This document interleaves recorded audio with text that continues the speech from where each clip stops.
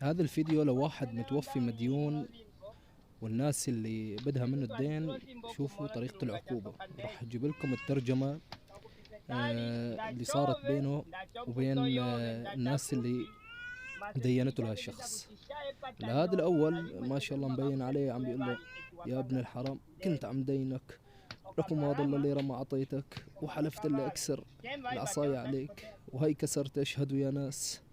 بيجي الثاني، الثاني شوي أربو يعني هيك قلبه رقيق، ما فينه يعني، جايب عصاية خرطي، ضربه، عم بيقول له: كان بدي منك 100 ليرة مو محرزة، بس خذ هاي مشان تصير عبرة قدام الناس يا واطي.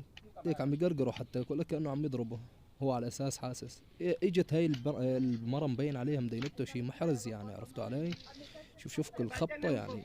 قلت له: يا واطي، ضحكت علي ومتت لك وما عندك حدا يقربك، اخذ منه حقي يا منحط فيه وتلك. ويا واطي نعمل المرة تقول حاقدة، يمكن مدينته شي حوالي 1000 دولار.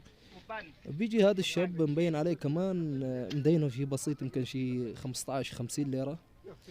شوفوا عم يعاتبه، عم يقول له: والله لا بهدلك قدام الناس صحيح متت، بس راح خلي تصير عبرة يا واطي. شوف ليك على الضربة، هو عم بيضرب التابوت على فكرة، ما عم بيضربه. يا محمد، انت انتبهتوا انه الزلم بيشيلوا العصايات الصغيرة والنسوان كل عصاية عرضها العرض. شوف كل خبطة لك ملؤومة، اقسم بالله الملؤوم هيك. شوف نازلة فيه سبسبة هلا، عم تقول لي: يا منحط يا واطي، لك خربت بيتي وما لك وما إلي حدا حتى اخذ حقي منه، لك حتى اللي إله ما في. اجا هاد شايل معاه شجرة زيتون، مبين عليه غصن زيتون عفوا، ونازل هبد وين؟ على التابوت. طبعا ما عم يضربوا، هذا شكله كذاب. هاي جابت المكنسة ونازلة فيه هبد، مبين عليها هاي مدينته كمان شي بسيطة من الضربة. شوفوا من الضربة بيبين يعني، مو ضربة حقد مثل اللي هذيك اللي قبلها، يخرب بيت يمكن مدينته شي 1000 دولار يعني، مو لا تستهينوا فيها. بيجي هاد والله هاد مبين عليه حاقد شوي يعني، أدله والله مبين هذا مدينه شي 2000 3000. شوف الحقد.